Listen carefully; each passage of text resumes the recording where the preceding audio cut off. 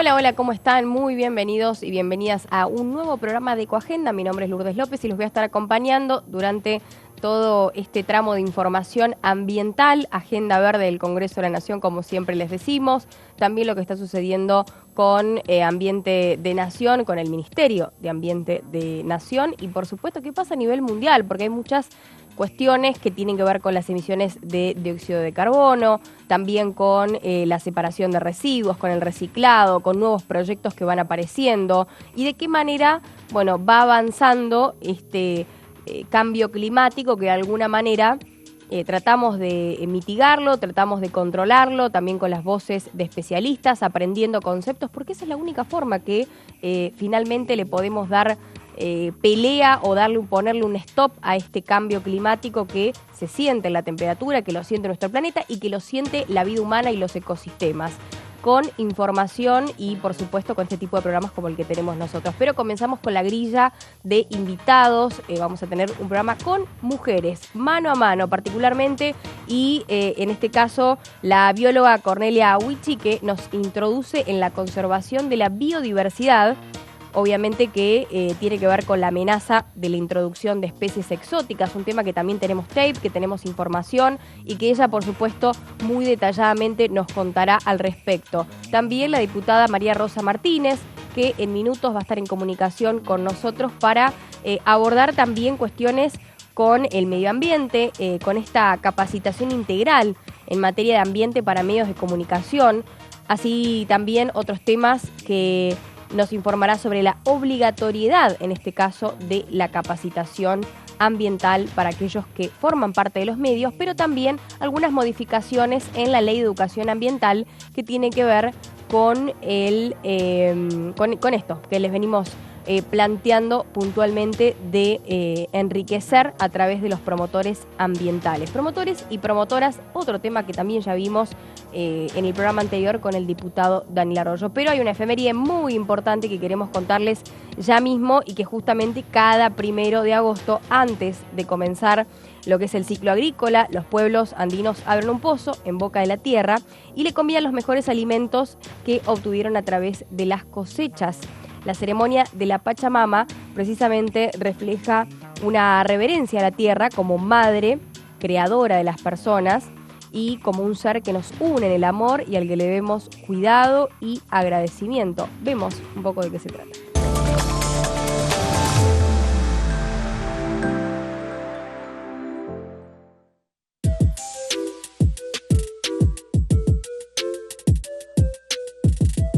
Las comunidades indígenas le agradecen siempre a la Madre Tierra, pero el 1 de agosto es un día especial, porque es cuando se celebra el Día de la Pachamama. Pacha significa universo, mundo, tiempo, lugar, y mama es madre. El Día de la Pachamama es un momento de diálogo con la naturaleza y de agradecimiento por las cosechas, el buen tiempo, los animales y la abundancia del suelo. En la Argentina se celebra en todo el norte del país, pero es una celebración que se extiende a comunidades de toda Sudamérica, Bolivia, Chile, Perú y Ecuador. La gran fiesta del 1 de agosto se conoce como Día de la Corpachada. Se trata de una ceremonia tradicional en la que se cava un pozo y se le dan a la tierra alimentos, bebidas y tabaco como regalos para agradecerle todo lo que ella da. Con el transcurso del tiempo, los rituales del Día de la Pachamama fueron variando, tomando distintas formas y enriqueciéndose con los legados culturales, históricos y sociales de diferentes comunidades. Hoy puede ser un momento público, pero también un momento más íntimo, reservado al ámbito familiar. Incluso si vivís en una ciudad, podés agradecerle a la Madre Tierra en su día. En tu jardín, en una vasija o en una maceta llena de tierra, hacé un pozo con las manos y adentro colocá frutas, comidas criollas o semillas. También podés colocar bebidas como jugos naturales, miel o vino. Terminá cubriendo el pozo con tierra y flores y agradecele a la Pachamama por todo lo que nos da.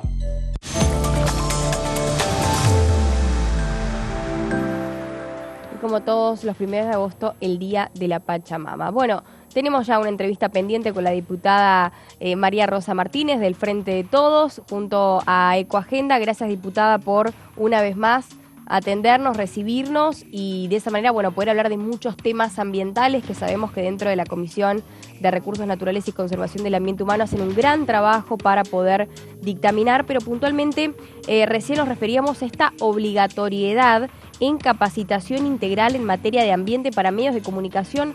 ¿De qué se trata particularmente este tema?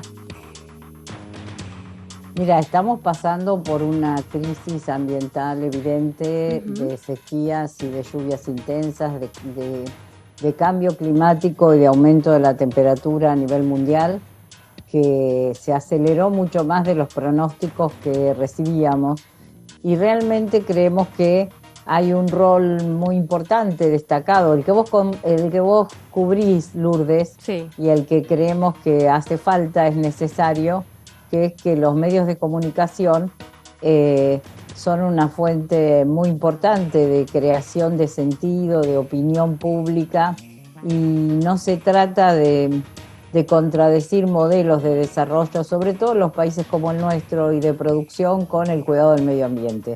Deben ir a la par, deben estar de alguna manera garantizado el derecho al cuidado del medio ambiente, pero también a la posibilidad productiva de nuestros pueblos y de trabajo. Y creemos que muchas veces, sobre todo, por ejemplo, cuando se habla de agrotóxicos, hay como una descripción como si se tratara de, ¿viste?, de esos informativos catastróficos sin generar posibilidades de prevención o posibilidades de límite al uso cercano, porque hay leyes, ya tenemos leyes que prohíben, y sin embargo sigue ocurriendo casi como si fuera un desarrollo informativo de información catástrofe, sin llegar a conmover a la opinión pública de lo que significa la vida en este mundo, la necesidad de cuidar. Vos hablabas del homenaje a la Madre Tierra, de la necesidad de sentirnos parte del ambiente y no dueños del ambiente. Y para ello creemos que hay un rol indispensable que los medios ejercen sobre la cultura, la conciencia crítica y la posibilidad de ser actores fundamentales a la hora del cuidado del ambiente. Así que lo estamos proponiendo, creemos que es una necesidad divulgar conocimiento. Vos decías de que la posibilidad del cuidado del ambiente tiene que ver con el rol de que cada uno de nosotros y de nosotras ejerza, y bueno, allí pensamos que es central el lugar de los medios. Puntualmente esto, ¿no? Como si fuéramos netamente canales para seguro. Poder... Pero más allá de, no solamente como canal institucional, sino también, muchos comunicadores, ahora está esta tendencia de los comunicadores ambientales que realmente tienen un mensaje, que alertan sobre diferentes temas, sea por contaminación del agua, sea por huella de carbono, sea por algún tipo de alimentación consciente. Es como que han empezado a aparecer estos comunicadores que realmente sirven para generar conciencia más que nada, ¿no? Sí, de eso se trata. Conciencia, respeto, derechos y organización para eso. Nosotros tuvimos mucho tiempo para llevar adelante, por ejemplo, la ley de etiquetado frontal, que tenía que ver con conocer, saber cómo nos alimentábamos. Sí. Y tuvimos muchos detractores en el camino, además de tener adhesión, por ejemplo, de nutricionistas, pensando en que la buena alimentación de las personas, de los seres humanos, garantiza mejor calidad de vida. Y creo que fue un rol muy interesante el que en ese momento cubrieron algunos medios de comunicación, mientras que otros están pensando en el negocio, que no deja de existir, porque frente a la alimentación saludable cada vez hay más público para una alimentación saludable. No se trata de que deje de existir la capacidad productiva o laboral. Alimentarnos mejor tiene que ver con la vida humana. Sí. Y como eso hay muchos proyectos que llevados adelante por comunicadores tienen una posibilidad de ser comprendidos. Entonces, y me parece que hay una especialización que algunos comunicadores han asumido. Bueno, esta capacitación obligatoria creo que daría buenos resultados a la hora de transmitir información veraz, en algunos casos científica y en algunos otros de sentido común. Claro.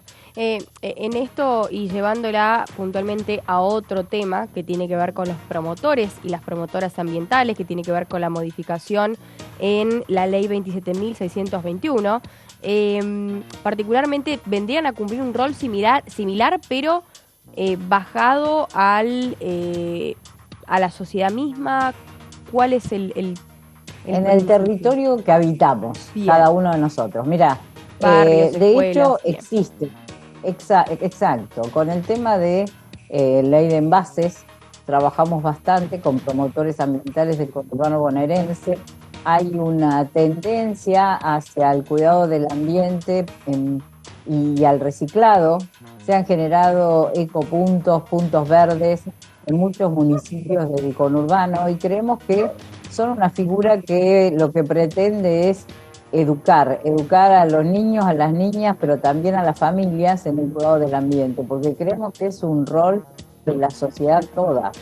Además de que hay distintos grados de responsabilidad, por supuesto, los gobernantes, sí, las áreas específicas destinadas al tema, nosotros como legisladores, sí, y nosotras, pero la población tiene un rol central en la toma de conciencia. Los chicos y las chicas son los que primero asumen los contenidos y nos parecía muy importante ese rol también comunitario, que de hecho se viene desarrollando con poco reconocimiento y de manera a veces empírica. Bueno, decimos estos promotores y promotoras ambientales que muchas veces garantizan la posibilidad del reciclado de cartón, de plásticos, que promueven la creación de compost, de composteras para los residuos orgánicos. Sí. Deberían tener una cuestión sistemática, organizada, la posibilidad de acceder a materiales de difusión y también de alguna remuneración cuando el trabajo es sistemático.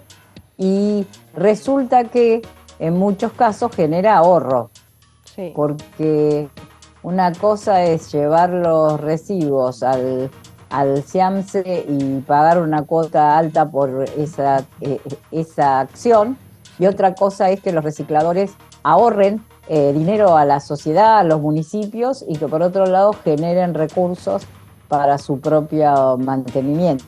Exacto. Entonces me parece que, y en general son mujeres las promotoras ambientales, porque las familias le abren más fácil la puerta a una promotora que explica cómo hacer el reciclado o la recolección diferenciada, que deja las bolsas, que enseña y que habilita que eso se ponga en funcionamiento, y a veces un trabajo sistemático no reconocido. Por suerte, las cooperativas de recicladores incluyen en la distribución de aquello que comercializan el rol de las promotoras. Eso es lo que queremos alentar. Muy bien. Eso es lo que queremos llevar adelante a partir de la ley también. Perfecto. Nos parece que es una tarea muy necesaria. También había algunas modificaciones, en este caso, sobre los requisitos para el uso de agrotóxicos, que tiene que ver con la modificación de la ley 24.051 y la actualización de los montos de las sanciones. ¿Cómo viene también ese tema a partir de la ley, en este caso, de los agrotóxicos? Sí, estamos hablando de residuos peligrosos, ley de residuos peligrosos, se me había ido, de los residuos peligrosos. Sí. En realidad los montos de las sanciones, si no se actualizan, las empresas de alguna manera o los particulares empiezan a hacer de eso un hábito. O sea, los residuos tóxicos terminan generando graves incidencias en la salud de las personas, y bueno, con una multa muy barata se resuelve el tema. O, por ejemplo, con el tema de las fumigaciones con agrotóxicos cercanas a escuelas o a zonas urbanas, que realmente tiene consecuencias sobre la salud de la población muy graves, que ya están comprobadas. Claro. Y que muchas empresas resisten estas comprobaciones. Bueno, las multas son importantes, pero es importante también la denuncia, que los vecinos, a veces en algunos casos hasta te diría que está naturalizado que en esa zona se fumigue y se corran riesgos. Bueno, el Estado ahí tiene un rol para regular, no solamente a la hora de sancionar, sino sobre todo a la hora de prevenir que esto ocurra. Son ambas cosas las que nos preocupan. Sí. Sobre todo la prevención más que la sanción, pero cuando la sanción Sí, la prevención a la hora también de la manipulación, esto que usted decía también es como es un tema realmente que no es nada sencillo, que tiene que ver con los residuos peligrosos, ¿no? Sí, es la responsabilidad de aquellos que generan o que trabajan con residuos peligrosos y la no conciencia del riesgo que corremos las personas. Bueno, sobre eso el mayor acento en la prevención, el mayor acento en la responsabilidad, el control del Estado y también la multa adecuada para que esto no siga ocurriendo. Muy bien, muy bien. En general, en los temas ambientales no somos punitivistas, apelamos a una sociedad consciente que defienda la vida, ¿no? La vida que la Madre Tierra nos provee. Tal cual. Diputada, puntualmente en el proyecto de conservación, en este caso de la flora y la fauna silvestre, después también de lo que se había hablado sobre esta pena monetaria hacia un cazador furtivo de yaguareté en la provincia de Formosa. Bueno, hay modificaciones también lo que tiene que ver con la ley 22.421. Bueno, sí. El yaguareté está en extinción en la provincia de Formosa y ha sido la fauna insigne de la provincia de Formosa. Entonces, bueno, lo que se trata allí también es de un control mucho mayor y de la preservación. La Argentina se destaca en algunos temas de preservación, en algunos temas de parques naturales y la verdad que creemos, esa fue una iniciativa de una diputada de Formosa y creemos que es muy importante poder acompañarla. Bien, bueno, diputada, por supuesto entendiendo también sobre este gran proyecto y sobre todos los que se vienen, sobre todas las modificaciones que hay, ¿se sabe de alguna reunión próxima también, pensando en la agenda también que lleva el Congreso, en qué es año electoral y demás? Mira, nosotros nos reunimos en el mes de febrero para tratar el tema de parques y de reservas naturales y hemos trabajado con la idea de que Humedales pueda llegar a la Cámara, al recinto y finalmente con 2 dictámenes como está, un dictamen de mayoría y uno de minoría, que es de nuestro bloque, poder llegar a sancionar una ley de humedales que creemos imprescindible.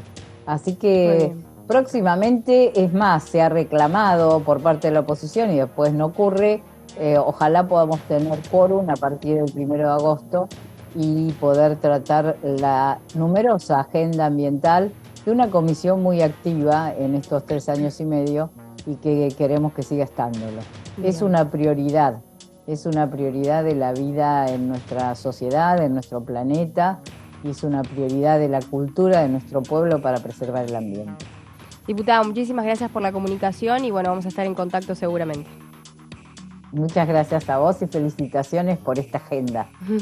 Gracias, hasta la próxima. Bueno, ahí pasaba la diputada María Rosa Martínez del Frente de Todos, hablándonos por varios proyectos que van a tener algunas modificaciones, fauna silvestre, residuos peligrosos, también esto que les mencionábamos de los promotores y promotoras ambientales. Bueno, realmente Ecoagenda y todo el contenido ecológico va bastante encaminado y esto que decía, ¿no? Esperando, por supuesto, acompañar el dictamen de comisión con todo lo que tiene que ver con la agenda electoral, que es fundamental, que las dos, la política con la agenda verde, vayan siempre de la mano. Pero este es el primero de los 5 documentales, más en el mes del plástico. Bueno, en el mes, en este caso, del combate contra el plástico o el uso de plásticos, es el primero de los 5 capítulos que tienen que ver con el documental de Ciclo de Plástico, realizado por el Ministerio de Ambiente y Desarrollo Sostenible, que aborda también la problemática del plástico y las oportunidades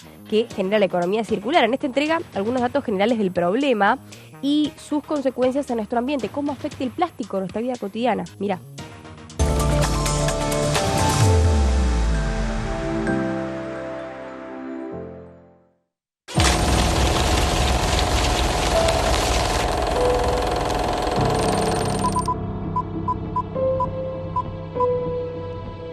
El plástico, ese material que vemos por todos lados, en un vaso, en una bolsa, en una botella, hoy es una de las principales problemáticas ambientales del planeta.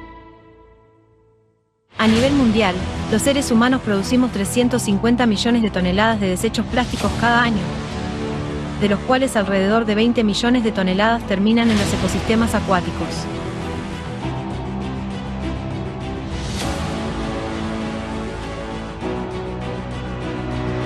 Sus características hacen que pueda demorar 1000 años o más en degradarse, por lo que si no se gestionan adecuadamente se pueden generar montañas y montañas de plástico.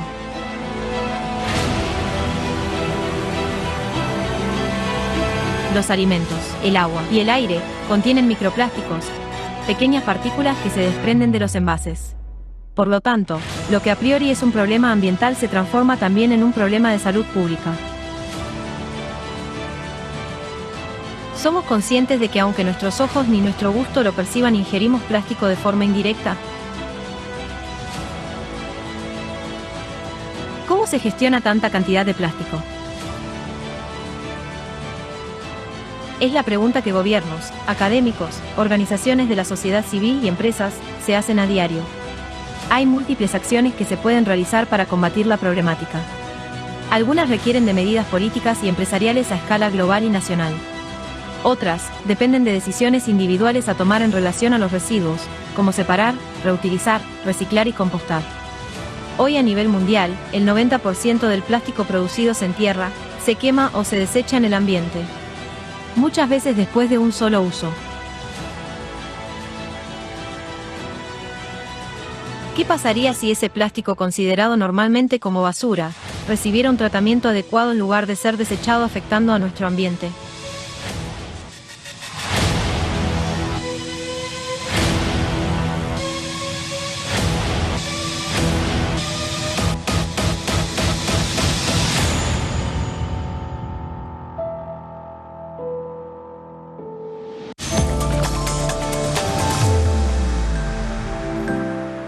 El primero de 5 capítulos de este documental que tiene que ver con el consumo de plástico y de qué manera este va avanzando y nos va tapando de alguna manera en este julio, este mes de consumo y de consumo consciente del plástico e intentar reducir también el plástico. Vamos a tener en el segundo bloque de Ecoagenda mucho más para contarte y justamente de qué forma abordar la problemática a partir de la economía circular. Hacemos pausa, a la vuelta tenemos invitada y mucho más para hablar de plástico y materia ambiental, no te lo pierdas.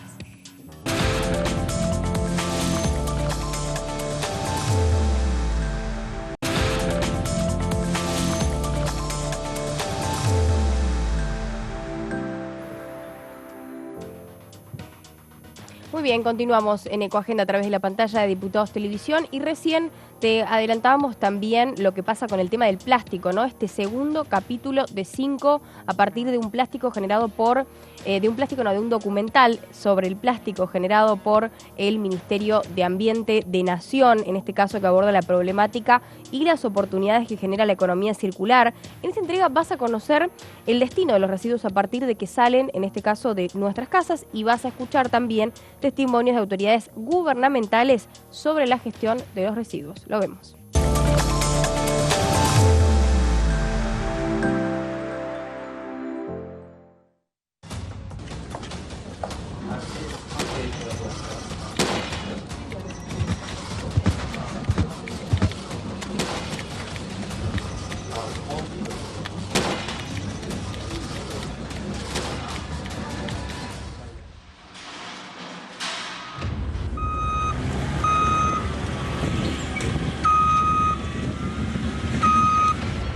Cuando generamos basura, sentimos que nuestra responsabilidad termina una vez que cerramos la bolsa de residuos y la dejamos afuera para que el camión de basura se la lleve.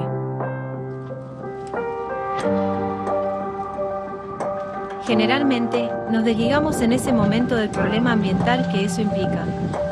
Pero ¿sabemos qué ocurre? ¿A dónde van los residuos que generamos?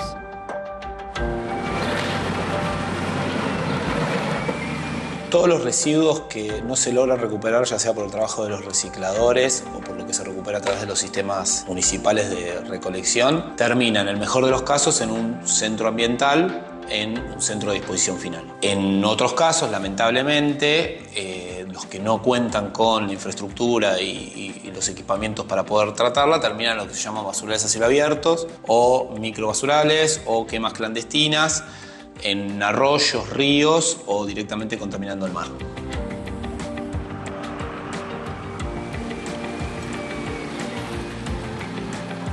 El basural se formó hace 60 años prácticamente. Simplemente era recoger la basura, volcarlas en el basural, en este vertedero a cielo abierto y ahí va. No había ningún tipo de tratamiento. La municipalidad hacía la recolección, no tenía dónde tirarlo, accedió a un campo municipal y se empezó a tirar ahí. Ahí vino el germen, la base de la formación del hoy basural a cielo abierto más grande de la provincia y de la Argentina.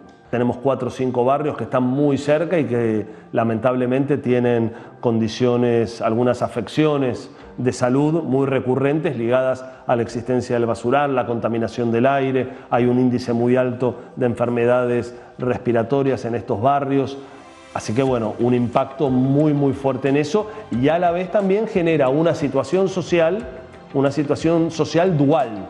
Por un lado, le brinda la oportunidad de subsistencia a 250 trabajadores informales y por otro lado genera unas condiciones absolutamente indignas, que el nuevo proyecto de transformación del actual basural y la construcción del nuevo centro ambiental buscan remediar y terminar con esto.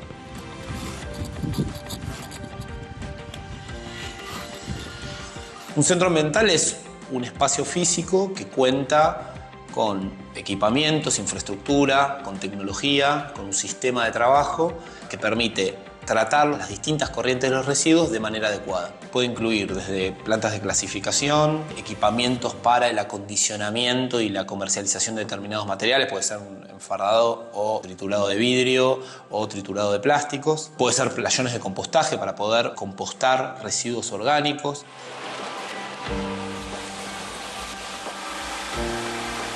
En todos los barrios estamos desarrollando ecopuntos o puntos verdes donde nos podemos hacer del material que se pueda reutilizar. Y en paralelo estamos generando las condiciones para desarrollar a la brevedad 3 estaciones donde se pueda volcar el material a reutilizar o a reingresar en la economía circular.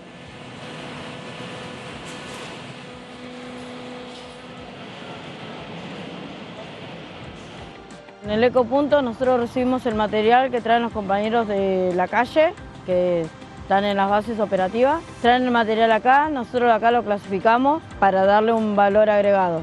Los compañeros salen a hacer un recorrido y llenan su bolsón y traen el material. Acá nosotros por eso acá lo clasificamos. Se clasifica todo el plástico, material por material, color por color y se lleva a la planta de valorización. Allá se hacen escamas y de la escama pasa al pellet. Hay muchos que no saben clasificarlo y te tiran todo el material todo junto. Los compañeros tienen que abrir la bolsa, desatarla, abrirla y revisar si hay material para reciclar y lo que no queda ahí.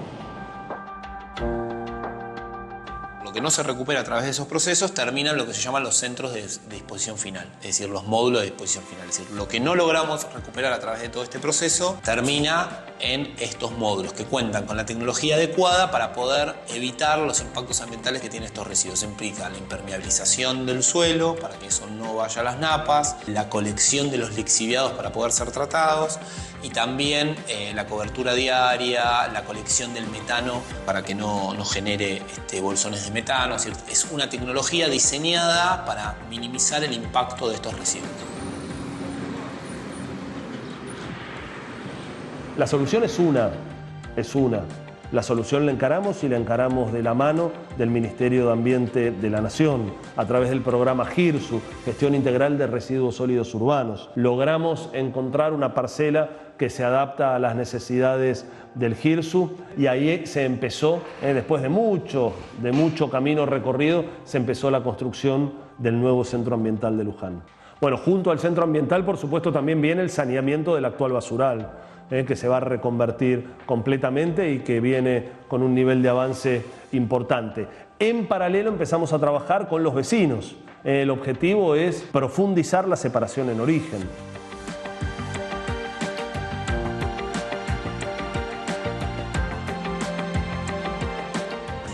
necesitamos que la gestión integral de residuos, que es este concepto en el cual nos venimos amparando desde hace muchos años, que es pensar a la gestión de residuos de una manera integral, tenga en claro que eso es con la inclusión de las miles y miles de cartoneros, cartoneras que trabajan hoy recuperando materiales. Los centros ambientales no funcionan por arte de magia. Y la economía circular no solo requiere de maquinaria y espacios físicos. ¿Quiénes son las personas que ponen el cuerpo para que todo esto funcione?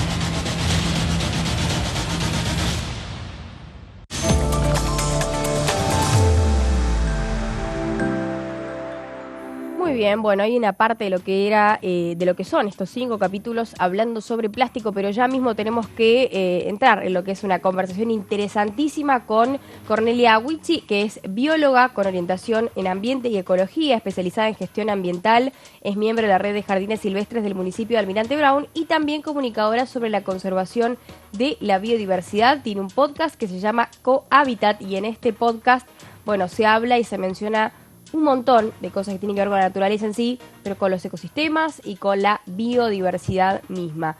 Bueno, bienvenida a Diputados Televisión. Ecogenda, ¿dije bien el apellido? Sí, Huichi. sí, es así como... Así. Se pronuncia Vichy, pero en Vichy. general me dicen Huichi, sí. Huichi, Vichy. Sí. Muy bien, muy bien. Gracias Bueno, por la invitación. gracias por venir.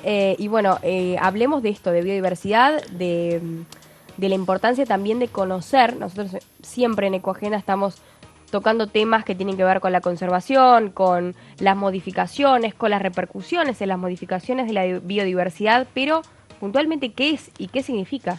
Bueno, la biodiversidad es un concepto bien amplio, es la variedad de vida básicamente que existe en el planeta, desde un hongo hasta un elefante, pasando por plantas, por insectos, por otro tipo de invertebrados que no conocemos, muchos los desconocemos, y es un concepto súper amplio. Y bueno, su importancia, tiene una importancia intrínseca. Veíamos antes un tape de la Pachamama.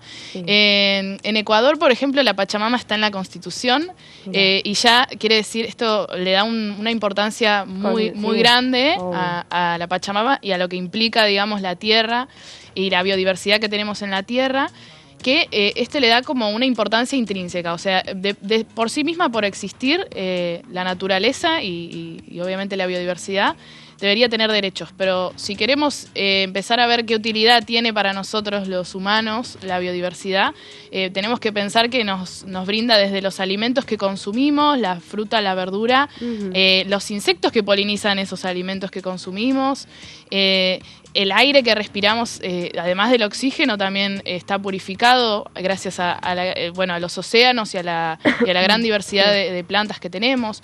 El agua que tomamos está filtrada también en los suelos, que en esos suelos hay bacterias y hongos que cumplen su función, digamos. Ellos simplemente existen, pero para nosotros es una función muy importante. Y básicamente dependemos de la biodiversidad. Bien, esto de depender de la diversidad quiere decir que al haber una pérdida se vincula también al cambio climático y a modificaciones, porque después pensamos y es como, bueno, si se pierde cierta cadena alimenticia o, bueno, se cae un eslabón, no sé si estoy hablando en la terminología correcta, pero si se cae un eslabón de la cadena, si se matan a un puma, a un jaguarete, no pasa nada porque después los van a reinsertar, porque para eso hay gente que se dedica a esto, pero no, chicos, no es así, realmente... Es un poco más complejo. ¿No? Sí, en realidad no llegamos a dimensionar justamente las consecuencias de las extinciones de las especies. En algunas entrevistas que he hecho, a veces pregunto qué pasa si en realidad cada episodio de mi podcast habla de la extinción de un grupo, ¿no? Claro. Y a veces preguntamos qué pasa si se extinguen, por ejemplo, todos los peces. Y a veces hay respuestas súper concretas y a veces no. Y una muy buena respuesta que me dieron es, bueno, si empezamos a desarmar un auto, primero le sacamos un tornillo, después, bueno, justo no sé nada de autos, pero empezamos a sacar las partes, quizás al principio no pasa nada, el auto sigue andando más o menos bien, hasta que de repente deja de funcionar. Eso pasa con los ecosistemas. Y cuanto más saludables estén esos ecosistemas, con más diversidad, digamos, con los ambientes cumpliendo, teniendo sus funciones, sus ciclos biológicos y de los minerales y de los... ciclo de carbono, ciclo de nitrógeno, digamos, todos los ciclos naturales, el ciclo del agua, cuando estén funcionando, mejor van a resistir ante los eventos extremos del cambio climático y mejor van a poder brindarnos esos servicios, ¿no? Servicios ecosistémicos de los cuales nosotros subsistimos, básicamente. Sí, a veces... Qué loco llamarlos servicios ecosistémicos, exacto, ¿no? sí. Digo, es como que no somos parte del ambiente o del ecosistema, sino que a veces hasta pecamos de intentar ser dueños, ¿no? ¿Cómo se trabaja este tema? Sí, totalmente. El concepto de servicios ecosistémicos ya está un poco en desuso, ya está siendo cuestionado, porque justamente si seguimos viendo esta relación que tenemos con la naturaleza de una manera como tan utilitaria, ¿no? Y tan como tenemos nosotros nuestros sistemas, ¿no? Que están bastante sistema económico, por así decirlo, también monetizamos mucho estas cuestiones. Entonces ya se está dejando de usar este término, pero es muy interesante para comprender justamente lo mucho que dependemos, desde lo que consumíamos hasta lo que te decía que consumimos, hasta la ropa que tenemos puesta, todo vino de un ecosistema natural en algún punto, y eso está bueno entenderlo, y por eso está bueno el concepto de servicios. Obviamente hay un millón de críticas para hacer, es un concepto muy utilitario. Bien, bien. Hablamos de estos ambientes del que somos parte, del que es parte también el ecosistema mismo, y las especies poco carismáticas, ¿qué son? Bueno, a mí me interesa hablar de las especies poco carismáticas porque a veces elegimos o preferimos mirar algunas especies como el yaguareté, que es una especie hermosa, es símbolo, está muy amenazado, pero a veces hay otras especies que por ahí las tenemos como más relegadas, por ejemplo los murciélagos. Es difícil querer a los murciélagos para algunas personas, para otras personas quizás no. Por ejemplo, algunos insectos. Sí, las arañas, las serpientes, no digo, los reptiles en general, que son como que tienen un aspecto por ahí para el común de la gente. Lo decimos para el común porque hay muchas personas que realmente los adoran y los conservan y los cuidan. Pero digo, para el común de la gente es difícil. La otra vez estábamos hablando con una de las diputadas que nos contaban que en un parque habían realizado una fumigación por una plaga de viudas negras, porque los visitantes tenían que llegar pronto y había una plaga. Entonces decís, bueno, ¿qué pasa con estos desequilibrios dentro de los ecosistemas que terminan afectando seriamente a la vida humana, pero también, digo, estás en un parque donde va a haber diferentes tipos de especies? Exacto. Sí, quizás el problema ahí justamente es la falta de conocimiento a veces. Como son especies poco carismáticas, se las estudia poco, se las trata de eliminar. Los murciélagos a veces hablan de extinción de plaga e incluye como un servicio de eliminación de murciélagos, cuando en realidad los murciélagos nos están también protegiendo de que nos invadan los mosquitos, por ejemplo, ¿no? Esto es muy genérico, pero es por eso es un buen concepto saber que todos los ecosistemas nos están, digamos, brindando algo sin que nosotros, obviamente, lo pidamos, por así decirlo. ¿Sí? Y bueno, y también me interesa hablar de, cuando hablamos de especies poco carismáticas, también a mí me gusta hablar de ambientes poco carismáticos, como pueden ser, por ejemplo, los pastizales, el pastizal pampeano, que a veces se utiliza el pastizal como de una manera despectiva y en realidad ahí habitan un montón de especies increíbles, de aves. Como que si no es la selva o la sierra o las montañas, bueno, totalmente. Pero el pastizal es importante. Sí, totalmente, y de hecho es uno de los ambientes más amenazados que tenemos en el país y menos protegidos, porque obviamente al ser un ambiente fértil, se lo utiliza mucho para la agricultura, tienen forma parte de humedales y también son productos de incendios, digo, o sea, de las dos formas están en peligro. Totalmente, la urbanización también ha crecido en esta llanura pampeana, obviamente, que ya está muy modificado, es un ambiente que está muy modificado, pero todavía tenemos relictos, tenemos muchas aves amenazadas en esos relictos. Obviamente hay productores que producen de otra manera, de manera más sostenible, amigable con las aves. Pero bueno, es algo que hay que fomentar y también hay que conocer, y por eso está buenísimo hablar de este tipo de ambiente. También tenemos un montón de plantas medicinales que crecen en este tipo de ambientes y que por ahí no estamos explorando esas cuestiones. Por eso es tan importante, y esto lo vamos a repasar, y más ahora en este año electoral en el que estamos, de que los partidos políticos, sea del partido que sea, realmente deben tomar la agenda ambiental y decir, bueno, vamos a producir, lo vamos a hacer con perspectiva ambiental, vamos a legislar, hay una ley, por supuesto, con perspectiva ambiental. Hay cierto tipo de leyes que tienen que salir por una cuestión netamente ambiental, o sea, es urgente. Sí, es transversal, digamos, Y es a todas las transversal, chicos, problemáticas. a ver, no hay una cosa que esté... muchos se preocupaban por las pérdidas en producción, por la sequía, por la bajante del río, por la baja de la cota de los cuerpos de agua. Pero después cuando te pones a recapacitar, lo primero que se ve reflejado es en el dólar y que repercute en la economía. Pero tampoco nos fijamos de qué manera combatir la sequía y con esto las bajas en producción. Sí, y además nos estamos autoperjudicando, digamos, porque si nosotros con este tipo de eventos extremos la fauna se ve perjudicada y nosotros no hacemos, la fauna y la flora y toda la biodiversidad, y no hacemos, digamos, nuestra parte, ahí no cumplimos nuestro rol, también nos estamos perjudicando porque esos ecosistemas son menos resilientes ante estos cambios. Claro. Cuando tenemos un ecosistema saludable, por así decirlo, con las especies que habitan en él, la diversidad de especies que debería tener, digamos, idealmente, tenemos mayor resiliencia ante estos eventos extremos también, y eso obviamente nos sirve a todos. Seguro, seguro. Mira, tenemos que hablar también de lo que son las especies exóticas, el tema que me encanta, que también tiene que ver con las especies poco carismáticas, pero exóticas. Antes tenemos un tape muy importante que te voy a invitar a que lo veamos, a ver de qué se trata y cómo conocemos un poquito más a ellas.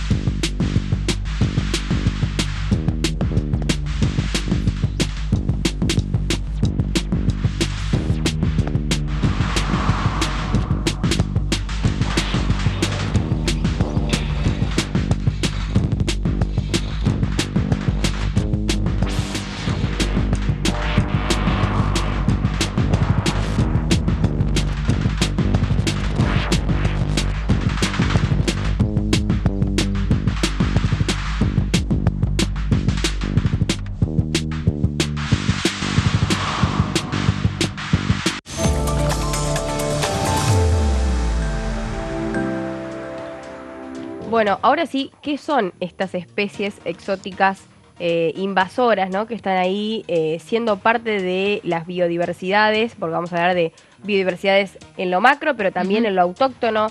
Cada región de Argentina tiene la suya. Yo te contaba particularmente en la zona de Cuyo hay mucho jabalí, que realmente termina devastando con las plantaciones, con los cultivos, y esto también es motivo de, bueno, de caza, de trampa, de todo junto, ¿no? Por ejemplo, por decir una. Sí, bueno, como decía ahí el video, muy interesante, son las especies que fueron traídas o trasladadas incidentalmente o a propósito por nosotros, por los humanos, a ambientes que no son los suyos, digamos, nativos, donde no han evolucionado con las otras especies y con los ambientes, sino que están, por ejemplo, como decías, el jabalí es una especie exótica invasora que causa muchos problemas. Aparece el macaco viano también en el video, que es una especie que tiene un montón de amenazas, pero entre ellas una es el bisón americano, que fue traído para la peletería, para los abrigos, y no tengo bien claro si se escapó o fue liberado, pero se empezó a reproducir naturalmente, digamos, se empezó a reproducir solo en la Patagonia, en la zona de la Patagonia, y es una especie que mata, puede llegar un solo individuo macho, puede llegar a matar simplemente sin ni siquiera alimentarse a muchos individuos de esta especie de macaco viano, que es una especie emblemática de la Patagonia, es endémica de Santa Cruz. Claro. Y digamos, ahí estamos perdiendo nuestras especies nativas. Y esa, digamos, las especies... El bisón americano vendría a ser el exótico invasor. Ajá, exacto. Bien. Y así como este ejemplo hay un montón, algunos no son tan gráficos como el bisón, que es un carnívoro, pero tenemos todo tipo de especies, tenemos plantas invasoras también que tienden a reproducirse descontroladamente y no dejan crecer, digamos, a nuestros bosques o nuestros pastizales nativos. Y son un grave problema, son una de las causas de extinción de especies, no solamente la caza o la fragmentación del hábitat son causas de extinción, sino que las especies exóticas invasoras también.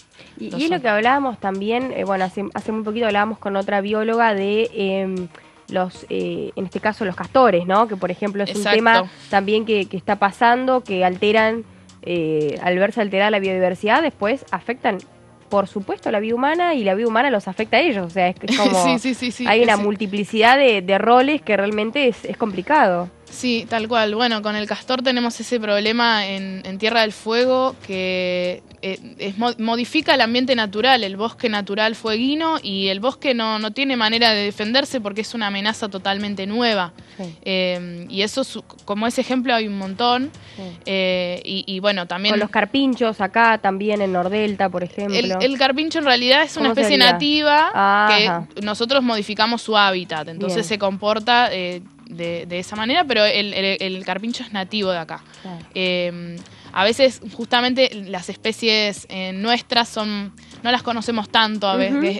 Por ahí en el libro del colegio te enseñan el tigre, la cebra y la jirafa, y a veces falta más de autóctono. Exacto, sí. Y lo mismo con la flora, ¿no? Sí, recién mirá también el venado de la Pampa, que es otro mamífero increíble, y también se está siendo afectado de alguna forma. Sí, es un monumento natural de la provincia de Buenos Aires. El venado de las Pampas, quedan pocas poblaciones, están como aisladas las poblaciones entre sí, porque en el medio está la urbanización. Sí, es un animal que se reproduce rápido, ¿puede ser?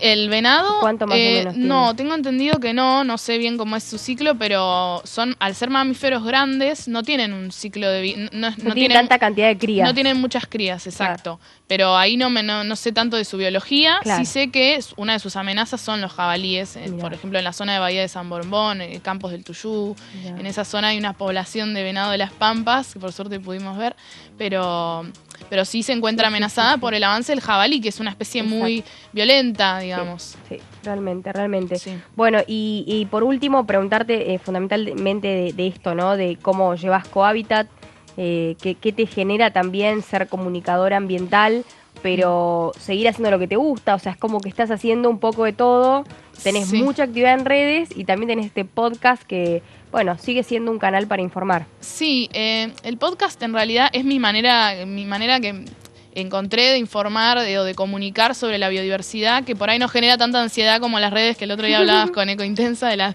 ansiedad de las redes sociales. Que le mandamos un saludo a Nati también, que Nati, nos colaboró con tu contacto para... Sí, le dije, todos los comunicadores que vengan, porque nos sirven todos. Buenísimo, sí. Mi idea es comunicar de una manera por ahí positiva, con un poco más original, por así decirlo. Mi idea fue que saber justamente qué pasa, que si se extinguen, hablamos de los peces, he hecho episodios de murciélagos, de aves, de los hongos incluso, porque a veces te preguntan, ¿y para qué sirven los insectos? ¿Para qué sirven las abejas? Quiero saber qué va a pasar con el reino fungi, porque hay mucho de lo que está hablando de hongos mágicos. Bueno, obviamente que toda una cuestión hay sobre una gran movida psicodélicas, pero no tanto de eso, sino cómo nos va a influir en la alimentación, en las setas en casa. Digo, hay toda una movida que viene avanzando bastante. Bueno, ¿no? El episodio de hongos se llama Sin hongos no hay viernes de pizza y cerveza. Ah, mirá, o sea, ese es el título del episodio. La pizza con champi, qué rico. Exacto, sí, la misma levadura, digamos. Sí. Connie Rainieri, le mando un saludo. Yo en realidad entrevisto expertos, simplemente yo soy un canal que les hace preguntas que me mandan a veces por Instagram, y justamente el atrapante para mí me parece que es ese: ¿qué pasa si se extinguen? Y realmente cuáles serían nuestras consecuencias en el día a día, que es algo que preguntan. Es un ejemplo muy extremo, pero me parece interesante plantearlo desde ahí, y obviamente hablamos del laburo de las personas que entrevisto, y qué podemos hacer cada uno en nuestra casa para colaborar a la conservación de ese grupo o de esas especies. Así que... Y porque a partir de acciones individuales también es donde radica esta movida colectiva, ¿no? Así que bueno, por supuesto es muy importante. Co, te agradecemos por venir. Va a ser un placer seguramente tenerte nuevamente. El tiempo apremia en la televisión. Así que bueno, será hasta la próxima. Bueno, muchísimas gracias. Esto fue todo, y recordá que si cuidás el planeta y la Tierra te cuidará. Hasta la próxima.